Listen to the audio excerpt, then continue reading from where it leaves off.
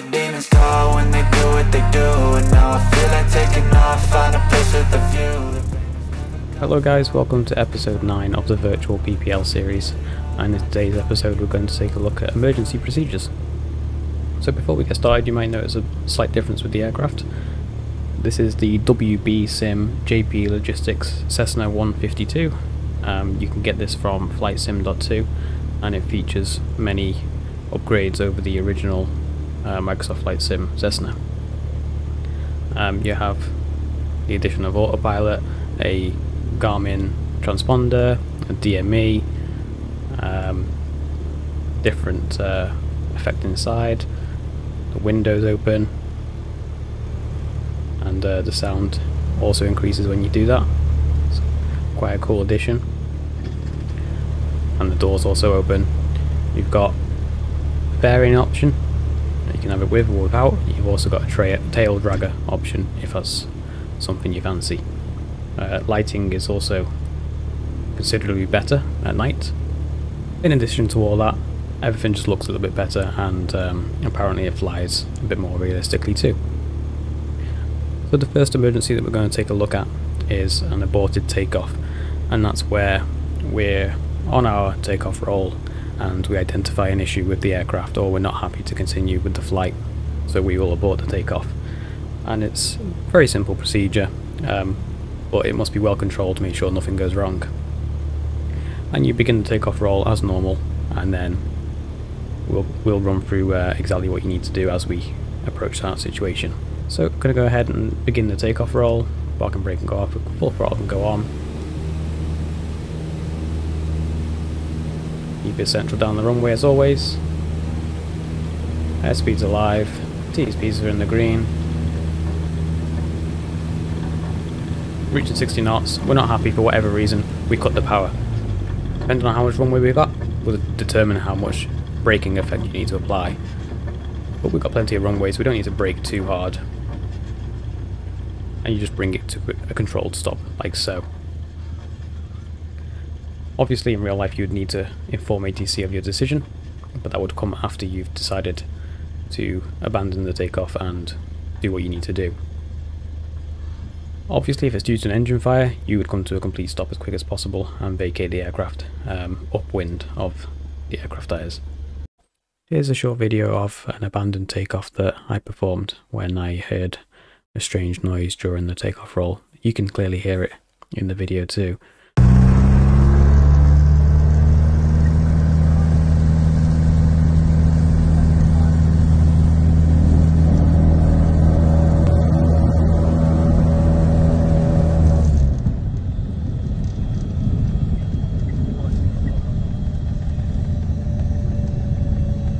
In addition to all the other features that this different 152 Cessna has, it also has a tablet. If we zoom in here, so to bring the tablet up, in case you do decide to download it, you just click here in the corner, and you've got multiple options, so you can enable the autopilot, the DME, the ADF, the transponder, etc., and even an EGT gauge rather than the clock. For instance, you can charge the battery, you can fill the oil, and you can check the engine health and also put it back to 100%. You can enable state saving, you can ensure that it's set to full realism, so the aircraft behaves as it would in real life, and there is definitely some differences, which is really cool. You can show the pilot and show the co-pilot.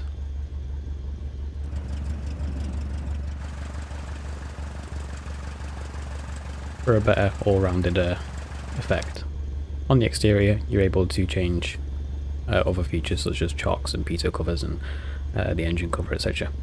You can change the payload, the fuel, without having to go into the menu. You can do it all from here, and you've also got state settings here, so cold and dark and ready for flight. Additionally, you've got this little rubber duck icon, and you can change the background to a few different types there. On top of that, you'll notice that the gauges are all behaving a bit jumpy, and that's very realistic of how it would actually behave in real life, especially in the older aircraft, the older Pipers, the older Cessnas. Fuel gauges aren't very reliable and they do bob around like this, especially in flight, so it's very important that you track your fuel usage during flight. So with all that, crack on with the emergency procedures. So the next emergency procedure we're going to look at is an EFATO, or engine failure immediately after takeoff. And the checklist is something that you would need to remember, and it begins with airspeed, so you need to select your best glide, which is 65 knots, choose a suitable landing site.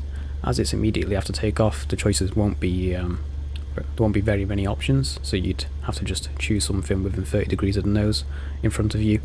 Never do the impossible turn unless you've got a couple of thousand feet of altitude. You would transit your mayday call, mixture would go to idle cut-off, fuel valve will go to off, ignition off, flaps you would have as required, and then your master switch can go off after that. So it's really important to get your flaps where you want them before you switch the master switch off, as they are electrically driven on this aircraft.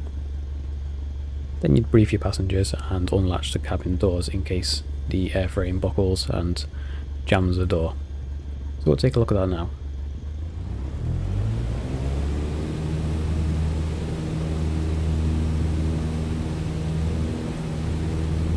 So airspeed's live, T-speeds are in the green, and to simulate our engine failure, or to actually do it, I'm just going to turn the engine off. We can rotate.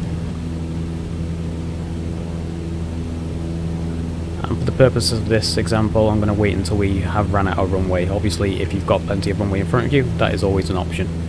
So I'm just going to wait until we've definitely got no chance of landing back on that runway.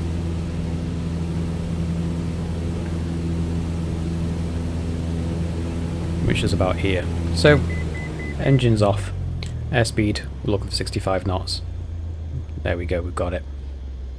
Choose a landing site. Looks quite good right in front of us.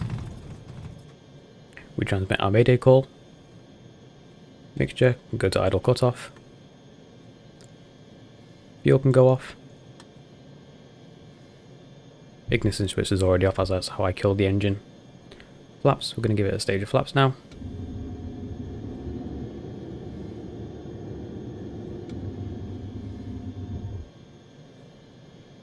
And then the master can go off.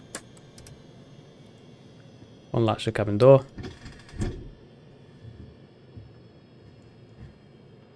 And we'll get down on the ground. Hopefully without hitting any trees.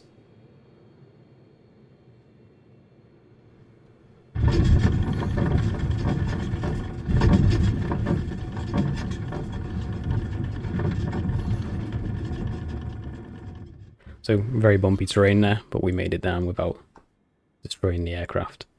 It's really important that when you are on soft ground, such as a field like this, you protect the nose gear by pulling back fully on the yoke. And that just takes any excess weight off the nose and stops it from collapsing. But we managed to survive. So the next thing we will look at is transponder codes. And if you're not familiar with a transponder, it is this little box down here, and this squawks or transmits a code, and usually including your altitude and potentially speed and call sign to air traffic control. And the code on here, there's 3 codes you can set in relation to emergencies that will ping on ATC's radar screen and alert them to an emergency. It'll highlight your aircraft so that they can easily track you. And the 3 codes are 7500, and that is for a hijacking or unlawful control of the aircraft. So if you've got a passenger that's decided to try and fly the plane for you, or someone hijacking your aircraft, that's the code you would set. The next one is 7600, and that's for radio failure.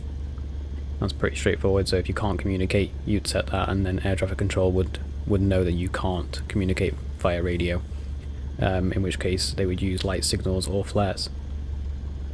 The next one is 7700, and that's basically the worst case scenario. That's you need immediate help and you need to get down on the ground and you need all assistance possible. The easiest way to remember these codes is 75, taken alive, 76, in a fix, and 77, going to heaven. Pretty stark, but a really simple way to remember these codes, and it's the way we're trained in real life. So the next emergency we're going to take a look at is engine fire in flight, Unfortunately, the simulator doesn't replicate fires at the moment. Maybe it's something in the future that will appear, but at the moment we can't do that. So we'll have to just pretend. So we identified there's an engine fire, and the first thing we need to do is transmit our mayday call. So our mayday call will go something along the lines of mayday, mayday, mayday, then your call sign, so Golf 267 Echo. It's a Cessna 152. It's engine fire, and we're going to try and put the fire out by speeding up to extinguish the fire, and then we need to land immediately. We're 2 nautical miles away from the airfield, and we'll try and make a turn back for the airfield. All depends on how much time you've got, will depend on the length of your mayday call, but you can include things such as present position, which we did.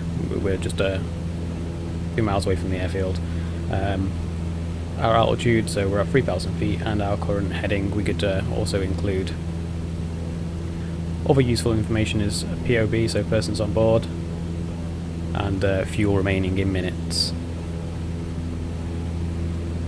Anything you do forget to include, ATC will just ask you when they feel it's best time to do so.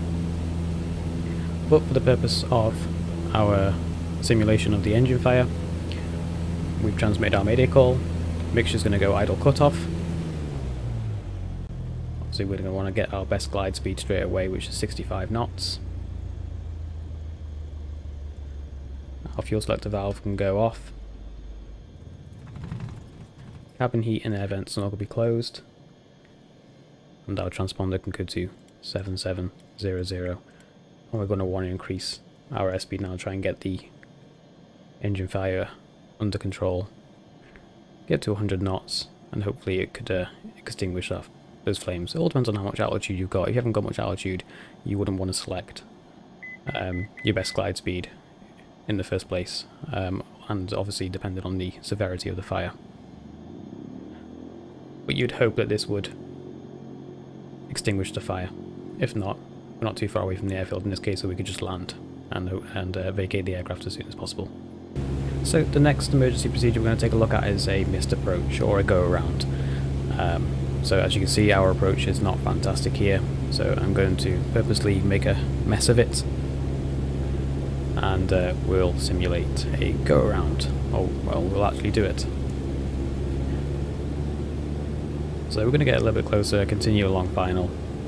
We're too high, we're not lined up with the centre line, and we're just going to keep coming down in all the wrong ways.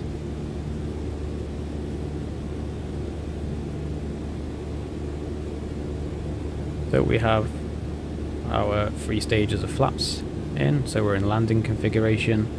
As you can see, we're too high, we're miles off the runway. We are not on a stable approach here.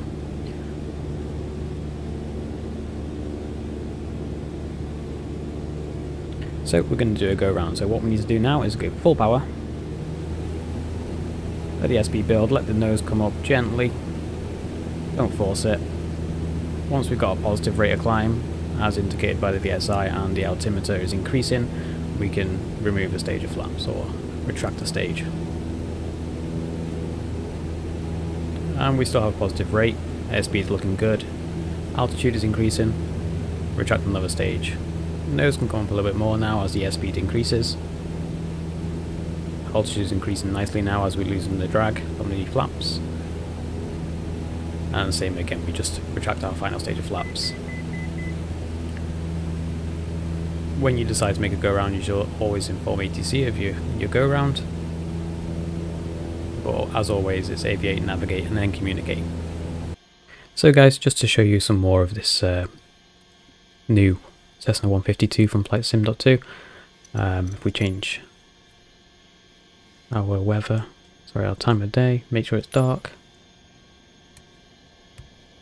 we can go ahead and get our lights on, and the lighting is so much better than the standard Cessna 152. See, it's so much better, much more realistic. Strobes, nav lights, so, the landing and taxi lights all looking so much better. And then this is with the internal light as well, and we also do have the glare shield light. Looking a million times better, making this aircraft much more usable. And if we take a look from the outside, much more realistic in terms of lighting. They've done a really good job here. I highly recommend downloading it if you do use the Cessna 152. In addition to all this, it also simulates a engine fire without the fire, but it does produce the smoke, which is quite cool. So I'm not 100% sure if it's simulating an engine fire or it could be a starter motor fire. And there we are, we start to get the smoke. So that's possibly from the starter motor, but could be trying to simulate an engine fire. It's quite cool, quite a cool addition from them.